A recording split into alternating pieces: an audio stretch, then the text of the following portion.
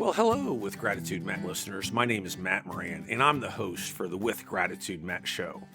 Our goal with the show is to inspire our listeners to practice gratitude regardless of how powerful their storm is. I have learned that oftentimes, in the most challenging and most difficult times, the practice of gratitude is most rewarding. Gratitude is like a muscle. The more we use it, the stronger it becomes. Today's guest is my new friend and yours to be, Rodney Blunt. In 2009, Rodney Blunt founded City Streets to Student Athletes, Inc. As a former student athlete himself at Clemson University and with over 18 years of law enforcement background, Blunt is loaded with explosive material that will captivate our listening audience today. Blunt has mastered the art of educating student athletes on the dangers of recreational and performance enhancing drugs with a malicious analysis of city streets to student athletes drug-free pledge. His energetic speaking style leaves the audiences motivated and feeling empowered. City Streets to Student Athletes was established to deter student athletes from drugs and crime in city streets and develop them into productive student athletes. This program emphasizes the importance of a proper balance between their scholastics and athletic endeavors. It provides student athletes with programs that will enhance their skills and knowledge on and off the field.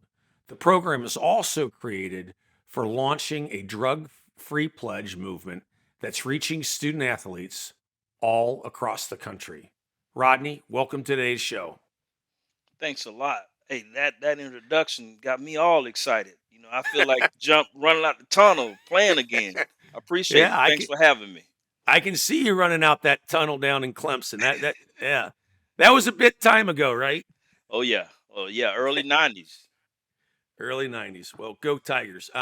Listen, before we get into city streets to student athletes, I thought it would be an appropriate place to start. You grew up in the panhandle of Florida, Pensacola. Love to hear a little bit more about your life as a child and how you got involved in athletics at a young age.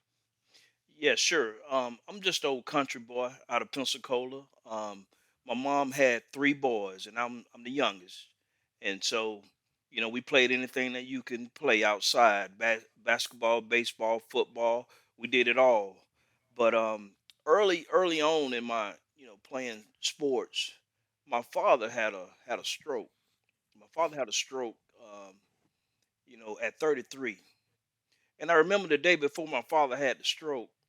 He actually, we had a ball that rolled over, and he picked up this ball, a baseball, and threw it back to me. First time he ever, you know, played with me in any sports. And as a little kid, you can imagine, I felt like he threw a rocket, underhand rocket. I was really excited, and I was excited because I thought it was going to be the beginning of something new. And I have that kind of relationship with my father. Well, the next day he had a massive stroke. So, so growing up as a young child, we had a lot of obstacles that we had to go through with my mom having three sons and my dad in the hospital trying to recover from this massive stroke. Now, how would my mama raise three boys? And that's kind of like how my childhood started out. And my brothers was my not only mentors, but my brothers was my dads. And it took a community to join together to kind of help Miss Blunt boys make sure they stay out of trouble. Well, yeah, I was taken back when you shared with me recently about your father, and you touched on it. You took a community to help the Blunt boys, and you shared with me a little bit about the Iceman. And what was intriguing me about the Iceman was the impact that one individual in a community could have on a life, have on three boys, and maybe share a little bit about the impact that Iceman had on you. Yes, you never know where your blessing is going to come from. So my mother was a praying mama. She's still a praying mother, and she introduced us to Christ, and we stayed in church throughout everything. But one of my brothers introduced me to Iceman before he went off to in the Marine Corps overseas, and he's not Iceman wasn't a coach, he wasn't a teacher, he wasn't related to us. I never understood why he wanted to spend so much time with me and my buddies, but he was a great mentor and didn't even know it. He's passed away now, but the things that he taught us growing up, the hard work. When I shoot the videos and talk about hard work and water, basically you don't need nothing in life but hard work and water. Everything else got to come from the grind. Those are things that I learned from Iceman. He wasn't trying to replace my father. He was just trying to be a positive influence for us.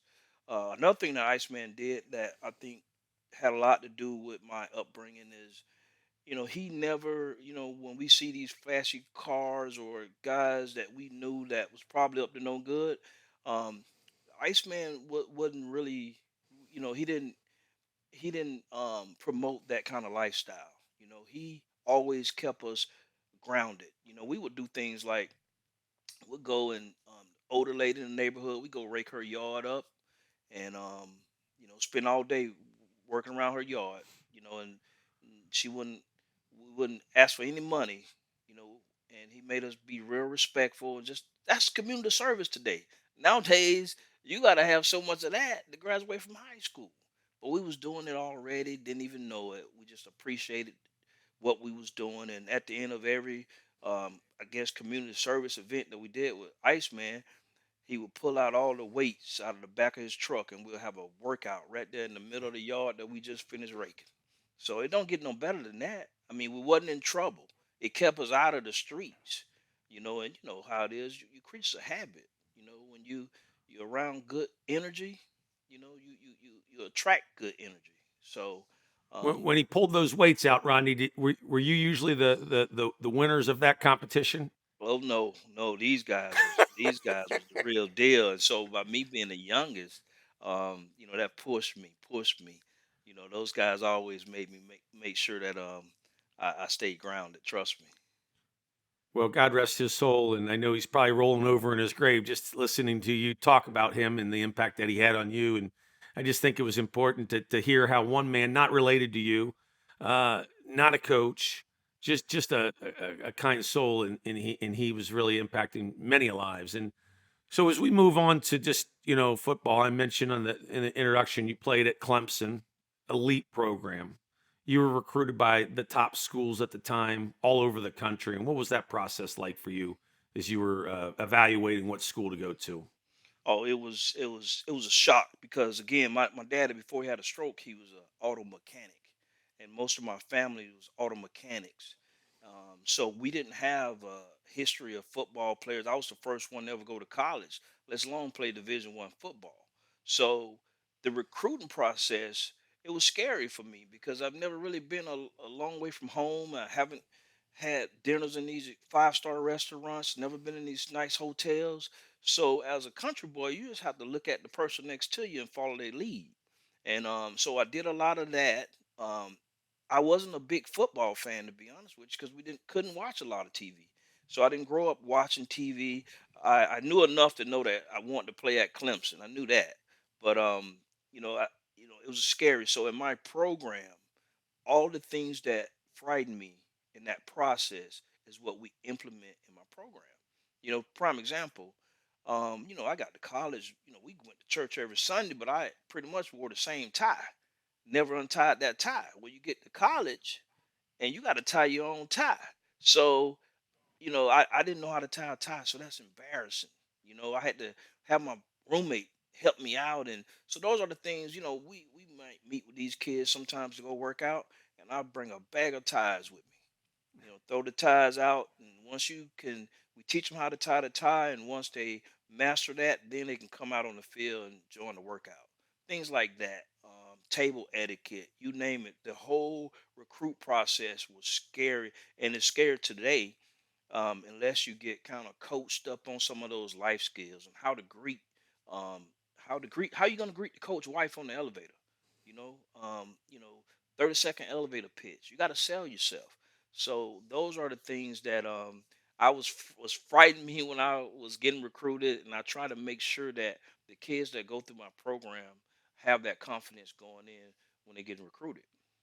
That's awesome. That's awesome. And I know, when you play Division 1 football and you start thinking about the next chapter, oftentimes the NFL's you know, um, kind of looming for some, but not many make it into professional sport. And I know what a lot of obviously you're trying to train and coach young athletes into being student athletes, but a lot of the lessons that they learn are helping them beyond sport themselves. Maybe talk a little bit about your experience in transitioning from athletics to real world and how that's impacted what you're doing to help these young men figure out life after sport.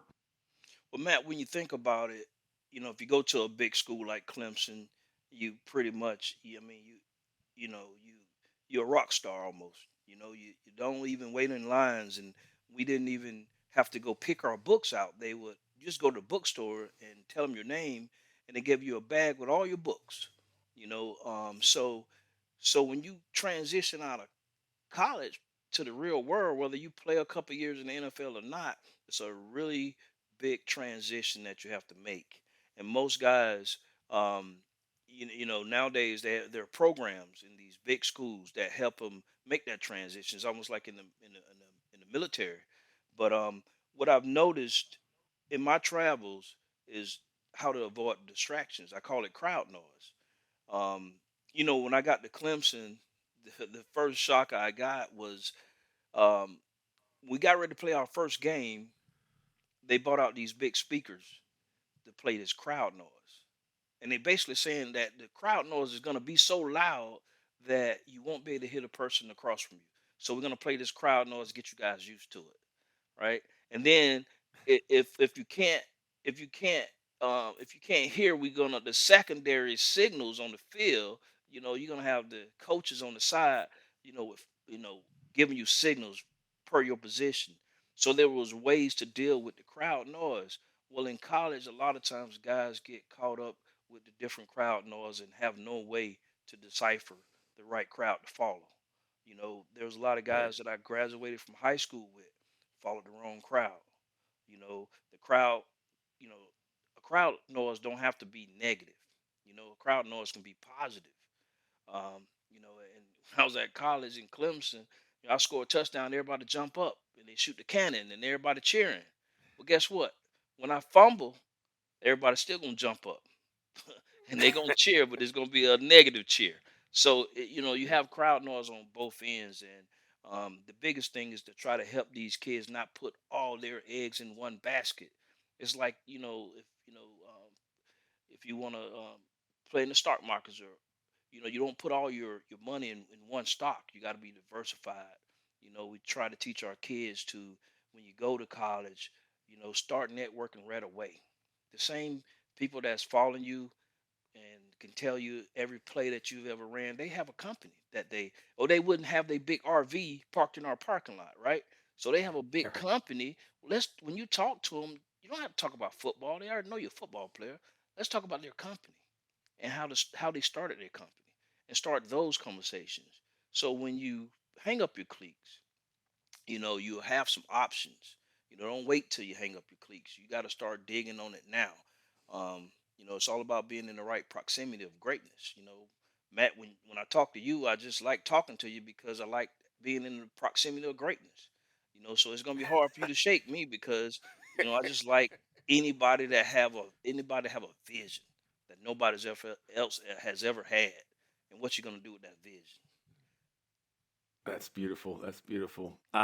Listen, a good segue. You talked about, talking about these business owners and how they got started. And I mentioned 2009, you started City Streets to Student Athletes, and love to hear how that got incubated in your mind and what it looked like early on, and maybe more about what it looks like today.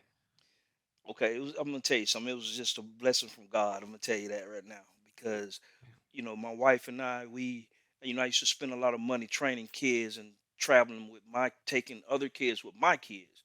So my wife was like, "Listen, I know you, I know you bought those other kids hotel room.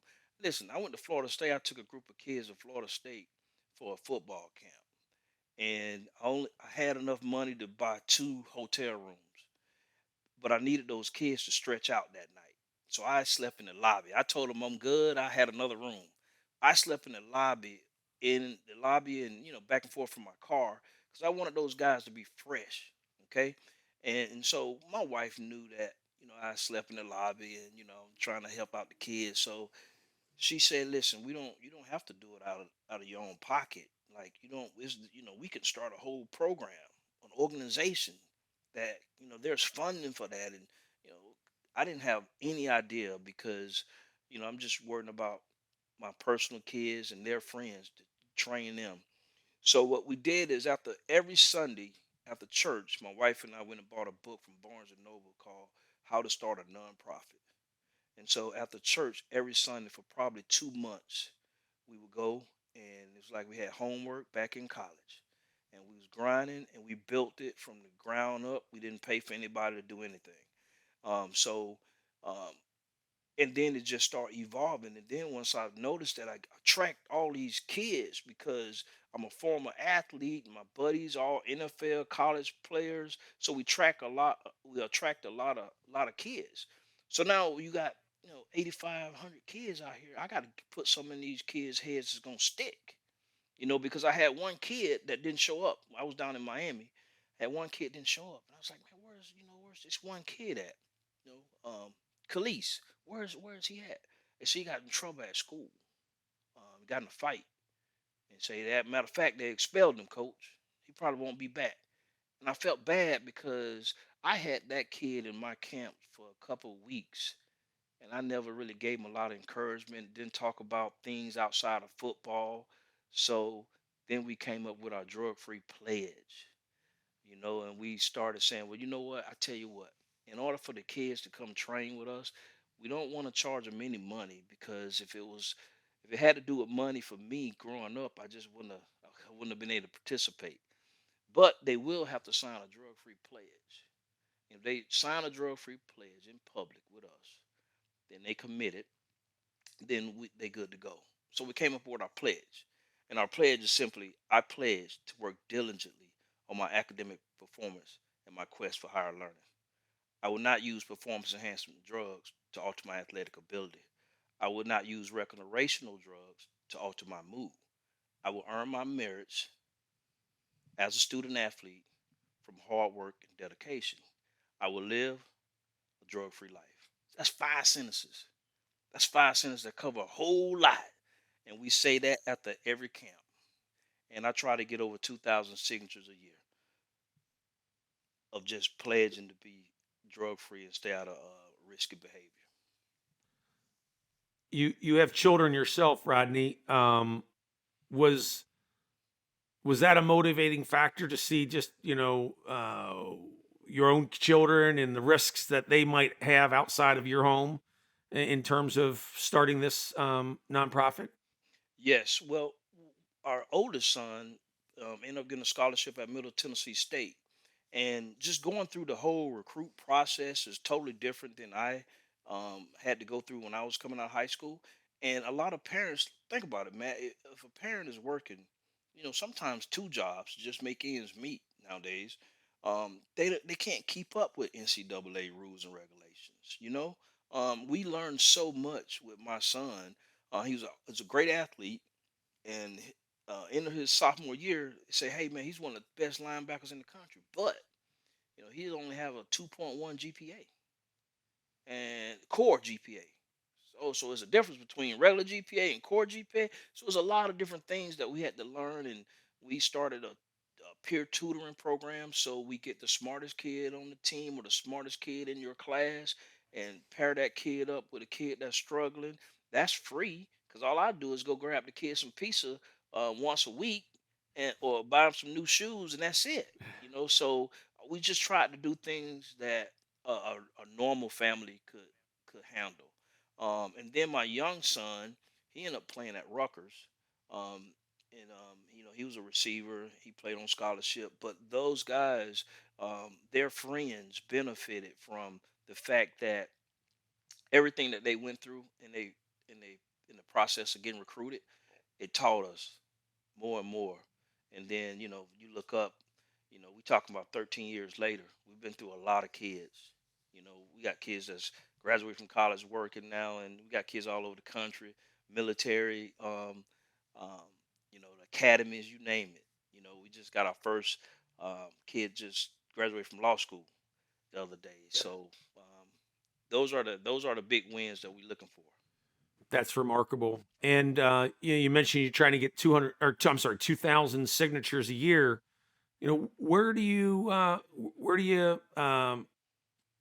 find these kids? How do they come to your camps, and how do they get involved with City Streets to student athletes? So we've built relationships, throughout this whole journey, and we like to go where I call the chopper don't land. In other words, if it's a big city where there's a lot going, everything is going on in a big city, and they get rivals and Nikes and all these different outfits coming and do the big camps. I'm not I'm not really interested in going there. I want to go where these small towns where I can bring the whole town together. I'm talking about we went to Palaca, Florida one time, and it's right outside of Jacksonville. I had two or three churches out there. They was cooking for the coaches, so after the camp, the coaches can eat. That's what I'm talking about. That's what the chopper. You know what I'm saying? That's where the chopper's not going to land. And guess what? We found a couple really good athletes out of Palaca, Florida, and it had city streets. I'm not saying the kid wouldn't have still been a great athlete, but we find it's a lot of good kids. And when I say good kids, I'm not really talking about just football. I mean, a good kid is somebody that's going to be a major contributor to that community, and that's what we promote with our kids. Because if you look at our coaching staff, I mean, you have anywhere from federal agents, cops, firemen, businessmen, you name it. If you're a sponsor with City Streets, we try to get our sponsors to not only give money but give their time.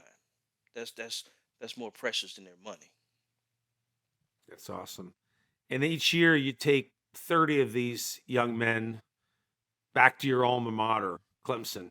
And Dabo Swinney has created a remarkable name for himself, and he's just a stand up guy representing the university, and I know he puts faith in high priority. What do the kids learn from Dabo as they spend a week with him up at Clemson? It's remarkable. You go to a lot of college football camps, and you might see the head coach come out at the end of the camp and wave and thank everybody. Not at Clemson. At Clemson, Dabo is hands on every year. I mean, he is. I mean, he's the lectures that he give the kids. Is and the quotes that he give the kids while they're there. We Dabo make no bones about it. We talk about God. He's a Christ led man, and so when we go to Clemson, I require the kids to write a journal of their experience. And we at Clemson for 3 days, and they live in a dorm, and they treat them like college athletes for 3 days. So when we get back, and I still have the journals from my first time we took a group. You know, we started out taking like 4 or 5, and now we're up to 35 every year consistently on a tour bus. But when I read those letters and some of the quotes that we call it words of wisdom after every day, after every camp. So there's 3 practices a day. So after every practice, Dabo have what they call words of wisdom, and he bring the former players up, and then he really pour into the kids. I had an opportunity to speak to over 1,200 kids at these camps and tell them about how as an athlete, a lot of times the drugs gonna come to you free at first because you're the athlete. You just won a football game. Here you go, man. Smoke this. It's all good. Let's celebrate. It's free. So I warned those guys. I said, don't go for the okie doke because they would love to try to give us our drugs free at first. But guess what? What's the worst thing can happen? You like it. And if you like it, you'll chase it for the rest of your life. And guess what? It won't be free the third time. And if anything ever happened, your name gonna be the first one on the front page. So just to um just to have that experience to talk to those kids like that was life changing for me, because that's my biggest way I can give back to the university for what they for coming to get me out of Pensacola, Florida in '89. Wow, you're doing a lot. I know they're proud of you as well. Um, you started this program, in one local community. You've now spread all over Florida, right? How many different locations do you have today? Well, we started in like Miramar, Florida, down in South Florida, and then we started a chapter in Pensacola, Florida. Jacksonville is where we have the our biggest chapter, and now I'm in Sanford, Florida, and we have a nice group down here. And this community, every community need it. Okay, um, we gotta address the major issue, the major distraction. When you talk about that crowd noise, when you look at drugs and athletes, it's like this, man. Athletes are very competitive. So if a kid start drugs, then they're gonna be competitive. If I smoke one, if you smoke one, I'm gonna smoke two, Matt. Because I'm competitive, and that's where we get in trouble at. So my program, this is a prevention program. There's a lot of programs out there for once you get in trouble. There's a lot of programs for once you get in trouble. But what about the programs out there that's gonna keep you from making that mistake? And then I can parade a bunch of the older guys that's been through the program and that can testify of what not doing drugs have done for them. Now, if I call you today and give you a great opportunity, young man, I can't wait till you clear up your system because you tried marijuana one time. You need to be ready. If you stay ready, you don't have to get ready. So those are the type messages that has to go throughout these communities, because most of the crime in these communities is 80% of it has something to do with drugs. Rodney, I I can't imagine what our society would look like if we had this in every community. We didn't talk about this, but we had a devastating um, event take place right in my backyard this last weekend in Buffalo. And just think about what that young man that created that act of crime, act of hate, would have done if he had experienced this type of event, this type of program. I just want you to know that our skin color is different, but we come from the same God and our heavenly Father. And I asked our listeners to think about the local communities and ways that they can promote programs like the one that Rodney's leading. We need to do better in our local communities, and I just had to bring that up because I am my heart aches with respect to what took place in our backyard. Yes, that was pretty. I mean, it's to the point now that when you look at the news, it's hard to get surprised anymore. Because we living in some tough times, and a lot of the kids have no idea of what they're putting in their body. Um, so we just try to make it. You gotta be able to catch them where they at, though, Matt. You gotta be able to. You gotta go. You gotta be able to be on their level at some degree. So we just try to make it cool to be clean. On the back of all Yeah. of our shirts, on the back of all of our gear, it says "drug free. Don't try me." And we just try to Cool to make it be cool. clean. I like that though. Oh Cool yeah. to be clean. There you go. I like that. You're full of taglines, aren't you? Well, I have a good circle of buddies that, man, we just love to sit around and just trying to figure out what we need to tell these kids to make them follow some greatness.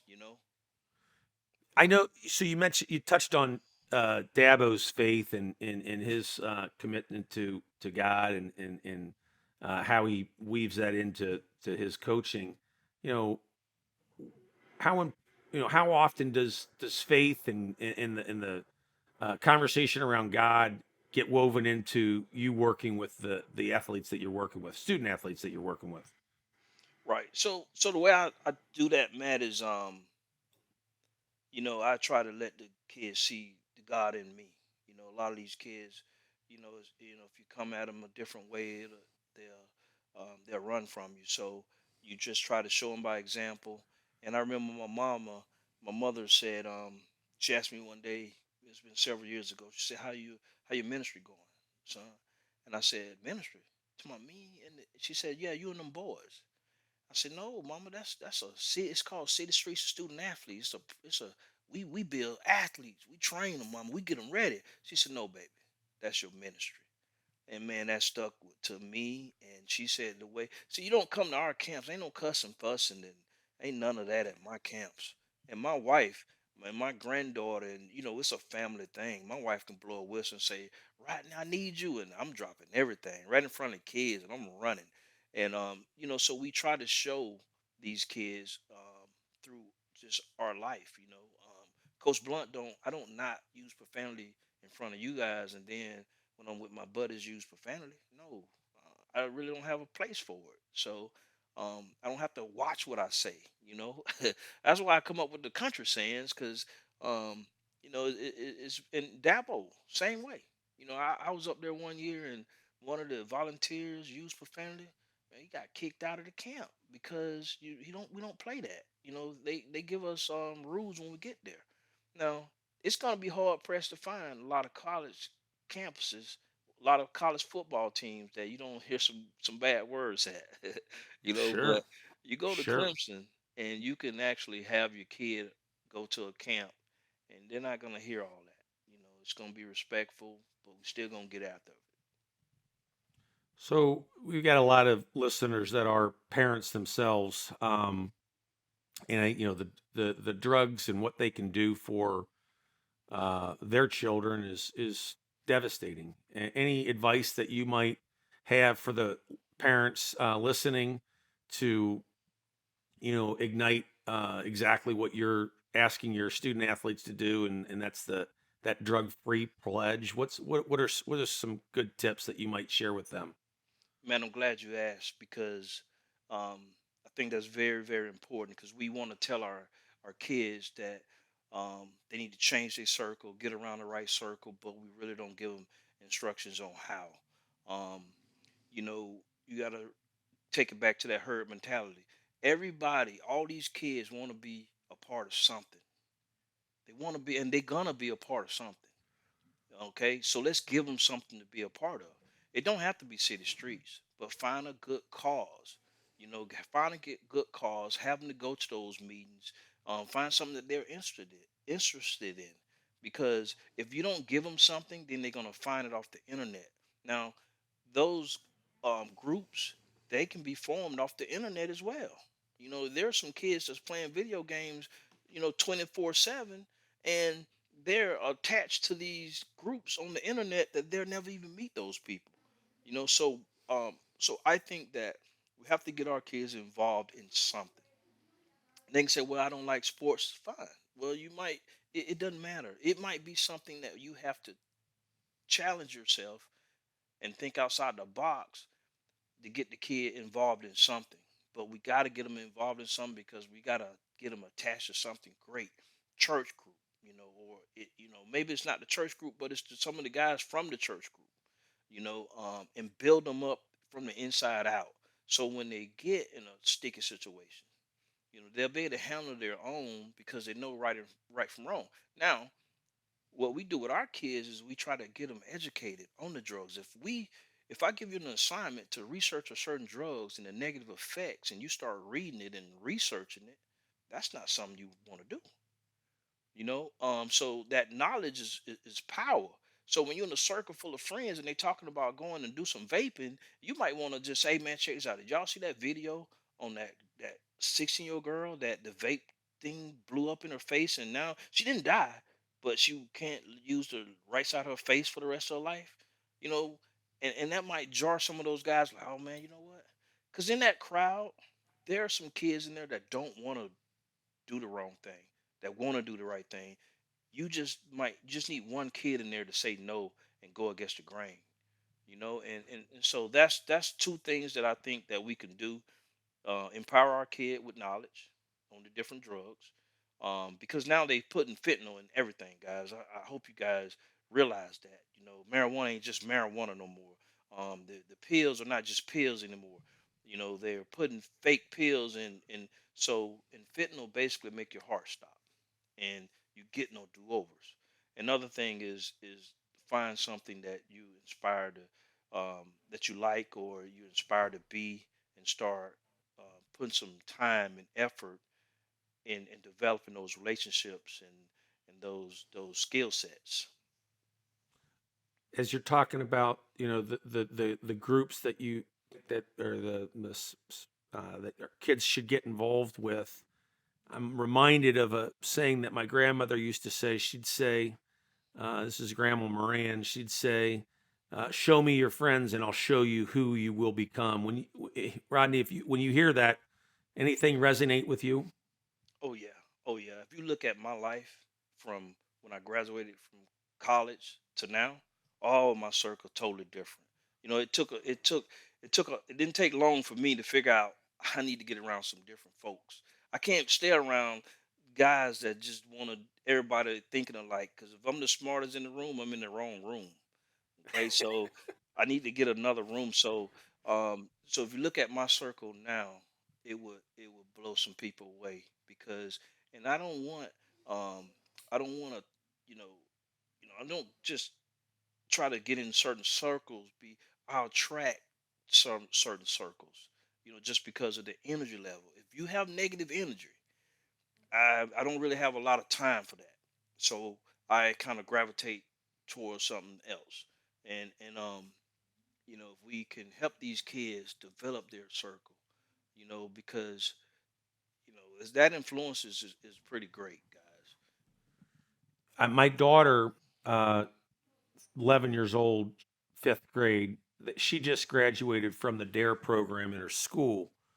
Rodney, what's the right age that you think that we should be engaging our children in the risk associated with drugs? Man, I just told my wife the other day we need to write a children's book. She said we can write it in 30 pages, baby. You know what I mean? Like 4 words a page. I mean, it needs to start early, because the bad guys starting early trying to take our babies. So it needs to start early as possible. We gotta stop glorifying the drugs. That's what hurt us the most. Everybody, all these celebrities, all these guys, get caught with the drugs, and our teenagers, they thinking, a lot of times by the time they're in the teenage years, their attitudes has already been formed. So I think the earlier you can, the better. You know, my daughter, she just graduated. She'll be graduating this year. She graduated next week. When she was a baby, because the program 13 years old. So when she was a little bitty baby, we videoed her reciting the pledge. That's awesome. You know what I mean? Just Yeah. because we need to get it out to her, and that's the best I can do. And guess what? Just because I'm, Coach Blunt, and we run the program, my kids are probably at more risk than the average person, because bad guys are really gonna come at my kids, right? Because if I can turn Coach Blunt kids, oh, I'm the man. And they're so our kids is just like the preacher's daughter and the cop's son. We have to really, charity starts at home, and that was one of my biggest challenges, when we started the program. I had to make sure that, we was centered at home as well. And I'm so grateful that our mutual friend Harry connected us, and you're doing some remarkable work, and with the show around gratitude, Rodney. Where does gratitude fit into the work that you do with the kids that you work with? I've been so grateful that, like talked about earlier, my family was auto mechanics, and some of the things I've done in my life with the football, um, has been remarkable. I'm so thankful. I mean, I pinch myself all the time. I've been all over the world. I've done some amazing things. I've met some amazing people. That wouldn't have happened had I went the other way. That wouldn't have happened if, um, I didn't, my mother didn't um, introduce me to the Lord and give me that foundation. That foundation is what propelled my life. Because when things got hard, like when my dad had a stroke, I mean, we could have went the other way, easy. My mama couldn't handle three boys, but my other brothers was winning the Marine Corps, and I went to play ball, and um, that's just I'm so grateful that I had buddies that they still in jail from when we was growing up. I had a teammate that was commuted with the Obama administration. I mean, he was a teammate, and we won a national championship. Let me tell you this, Matt. We won a national championship in 1889 in Pensacola, Florida. But there was more kids on that team that ended up being drug addicts in and out of jail than went to the NFL. Only three of us made a shot in the NFL. But our coach, I used to go home and our coach used to, when I was in college, our coach used to call me and say, "Hey man, we got to get some money together because the pawn shop just called me and one of the boys just pawned his championship ring. And every time they would pawn one of the championship rings, the coach would call a couple of the guys to get together, get the money to go get the ring because we don't want to see our championship ring on the streets." So I'm grateful that man, the Lord has blessed me so much. If I don't um, return those blessings and give back like I'm doing, then shame on me. Shame on anybody that if guys want to talk about success, I measure my success by the number of the people that I bless. That's another There one you for you, go. There you go. Yeah, that's right. I'm gonna try to bless some more because of you, Rodney. Matt. Listen, I have a closing question. Kind of, I ask all my guests. It it centers around just hurdles that you've had to jump in your life, and if you think about all the difficult times that you've had in your life, and I know you talk about how abundant it is, but you certainly faced some challenging times. Is there one that stands out that you've learned the most about yourself, or maybe helped ignite the inside Rodney that allows you to really shine in really bright today to the fullest that you can to live? Is there any certain experience that you've went through that at the time was very difficult? Anything come to mind with respect to that? Yes, even graduating, college and just doing some of the things that was first timers as a blunt, it was pretty difficult. And you get tired, Matt, and you get tired. You want to give up because I got hurt in my senior year, and just things wasn't looking good. And you see all these athletes now. There's a lot of athletes now not doing well mentally. So that's not something that just started. There's always been a lot of pressure on athletes, but I had a coach tell me one day, and this right here really helped me through a lot of those situations. I had a coach tell me one day, he was taking us home from school, and I mean from practice, and I looked over, we all in the back of the truck, and I look over inside the truck, and I say, "Coach, you always on E. One day you're gonna run out of gas, and we're gonna be on the side of the road."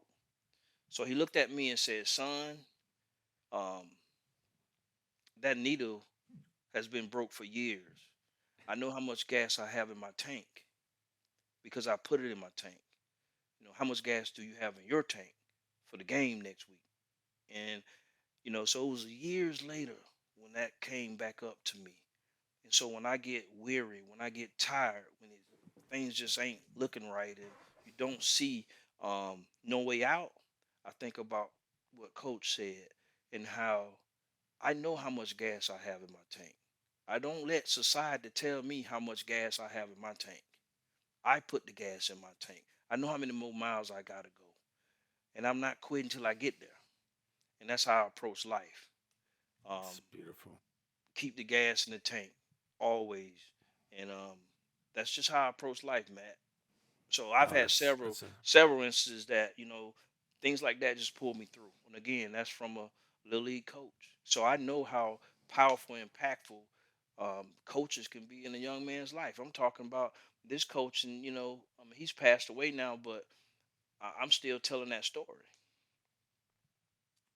That's beautiful. Rodney, it's such an honor to get to know you better, and I know our listening audience is going to really enjoy some of the tips that you have on just how to engage kids and keep them off the streets and in the right path. You're doing some remarkable work in Florida. I hope someday that this expands outside, because I know every one of our communities could use city streets to student athletes.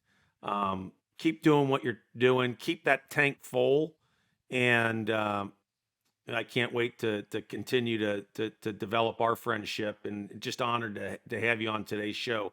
I think about three things each and every day, and there's a lot that Rodney touched on that uh, today that correlates to the three things that I think about each and every day. And one of which is I try to find the courage to be grateful regardless of how powerful that storm is. Secondly, I try to truly be present to those that I'm with. And today we were with Rodney Blunt, your new friend. And lastly, pay attention to how you're feeding your mind, your body, and your soul. Rodney touched on keeping his tank full. Let's keep our tank full with good things that we're putting into it in the mind, the body, and the soul. Today's guest was Rodney Blunt, the founder of City Streets to Student Athletes. Rodney, it's such an honor to have you on today's show. Listening audience, if today's show inspired you in some way, shape, or form, please subscribe to the show, share it with others, and comment on it. With gratitude, Matt listeners, until next time, find the courage to be grateful. Godspeed, my friends.